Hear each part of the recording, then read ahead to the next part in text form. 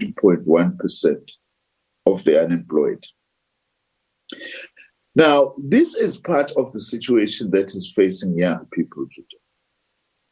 Capital's response to the impact of the COVID-19 crisis is also worsening youth unemployment through retrenchments.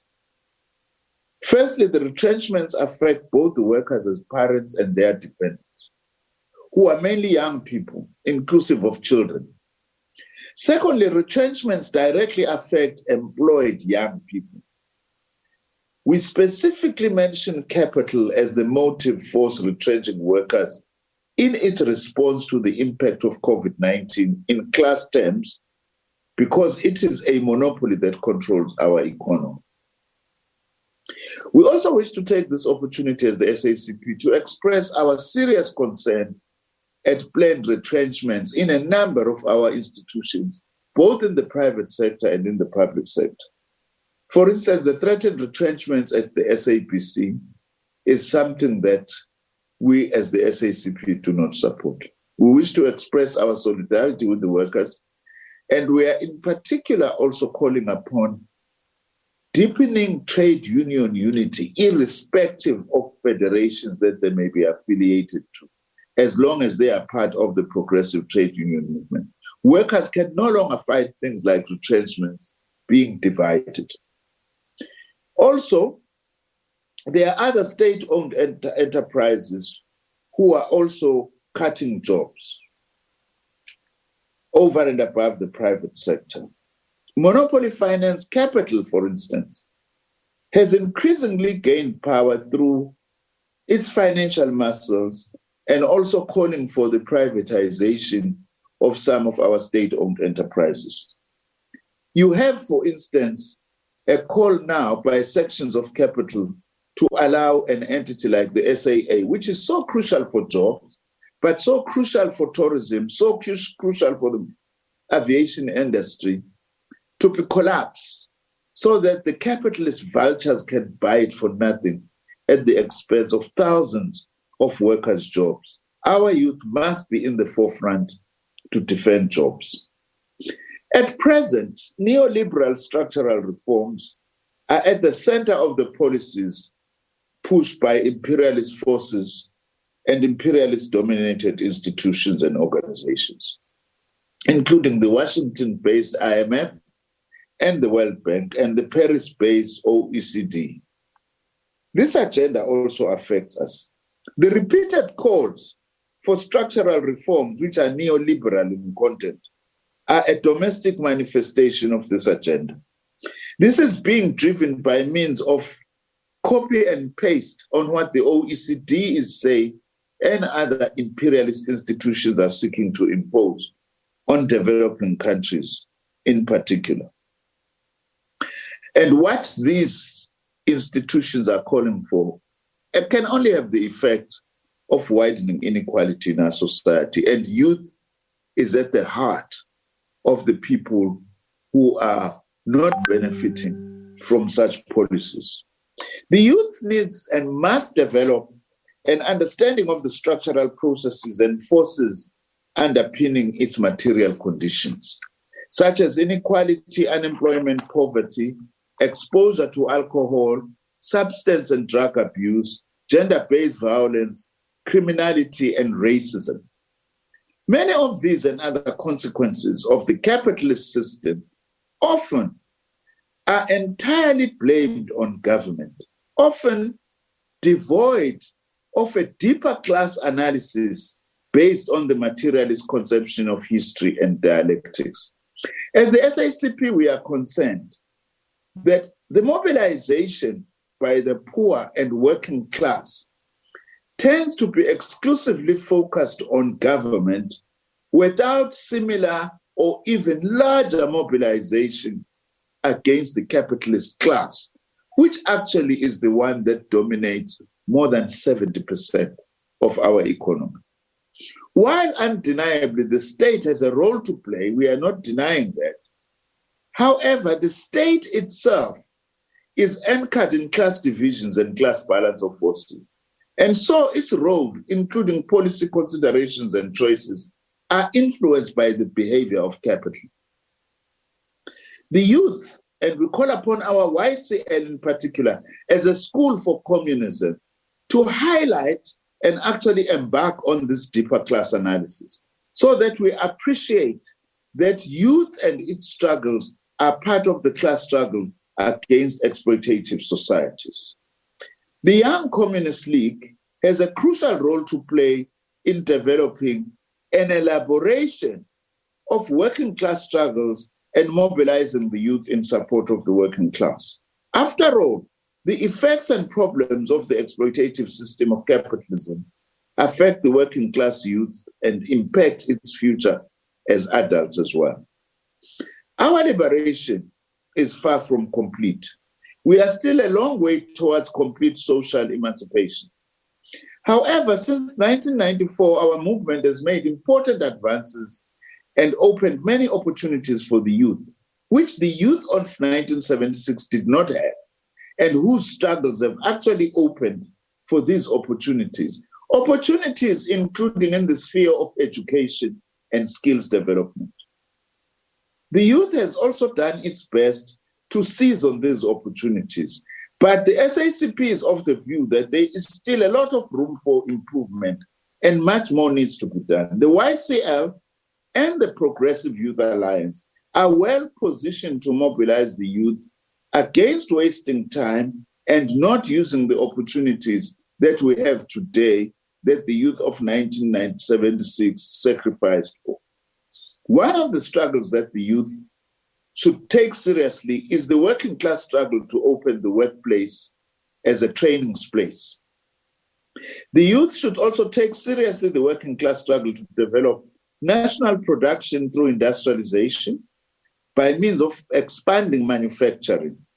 The development of national production of our economy is very important in tackling unemployment and pioneering what should be a universal right to work. Industrialization should link with agricultural production, with food security, and building sustainable livelihoods. In the same manner, industrialization and raising the levels of national production to take care of the material needs of the people, especially the working class and its youth, should include the transforming of the mining sector to localizing manufacturing so that we create jobs, to beneficiation of our mineral resources.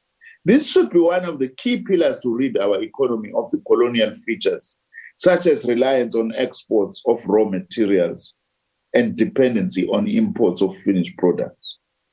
We are emphasizing in this message the necessity for economic transformation, mainly because the struggle against COVID-19 is simultaneously an economic and a social struggle. These three things, as I said at the beginning, cannot be separated. It is therefore important for our young people that in being in front of COVID-19, we are also in fighting COVID-19, we are also in the forefront of fighting these other battles. What we must also bear in mind is that COVID-19 has further exposed the failure of the capitalist system to deal with the people's most basic needs. If there is any more case for socialism and for a socialist South Africa, has further been underlined by the impact of COVID-19 on our society. With these words, we wish you, comrades, all the strength as you celebrate these heroic developments of 1976. Amandla.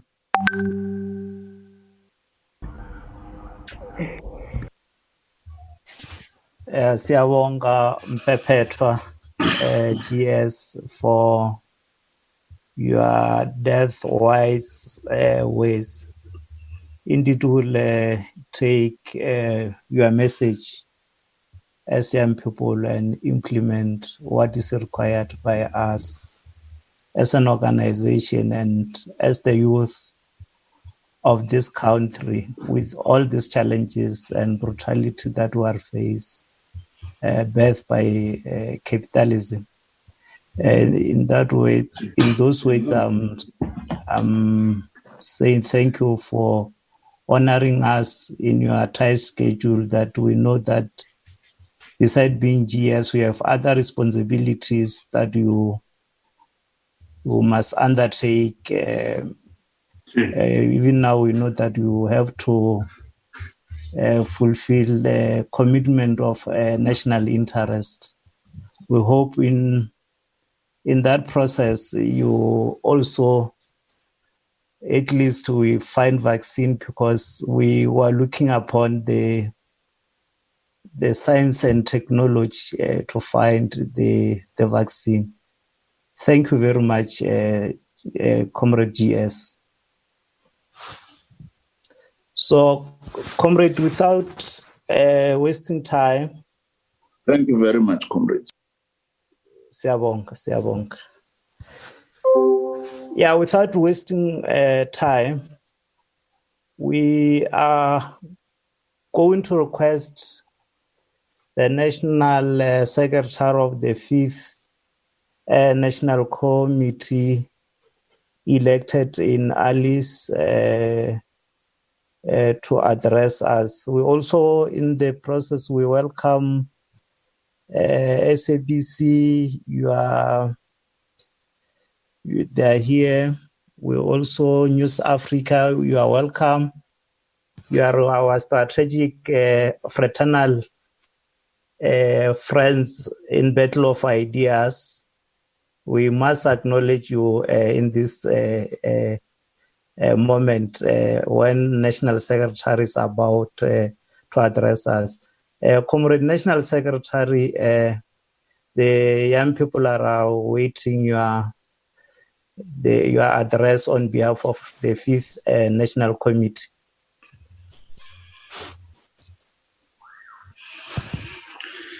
No, thank you, our National Chair, the SACP General Sec, Comrade Blade.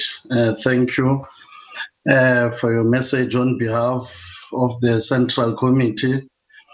Comrade Zandi, SASCO NEC member, Comrade Tonani Fagute, the National Coordinator of the COSATU Young Workers, and again, a member of the National Committee of the YCA. It's important. I can see that even today you came to represent workers, still being the youth vanguard. Comrade Besani, the member of the National Executive Committee of the ANC, but today with us here as the National Coordinator for the ANC National Youth Task Team. That it's having a serious task indeed to rebuild one of our PY components, and we wish you all the best in those endeavors that you are pushing. We'll be happy to have indeed an active, radical and militant ANC Youth League. The National Committee of the YCLSA, all our sub-national structures, and the membership at large of the Young Communist League of South Africa, not forgetting the youth of South Africa, which constitute the majority of the population in this country. Comrades, today we indeed mark a historic moment where we deliver a virtual message that in the ordinary would have been physical, but because of COVID-19 global pandemic, it has compelled us to find ourselves in this space of battle of ideas. And our message today is anchored on rebuilding the youth movement towards a youth-centered and socialist. All right, there you go. The Young Communist League commemorating Youth Month with a virtual event. You heard also from the Communist Party's General Secretary, Dr. Blade Nzimande, speaking about, among other issues that are contributing to the widening of inequality in South Africa. He also touched on cutting of jobs, retrenchment. He spoke about SACP does not support the possible retrenchments at the SABC. Some of the takeaways from his address. We're going to take a quick break. I'll get you more news. just now. Stay with us.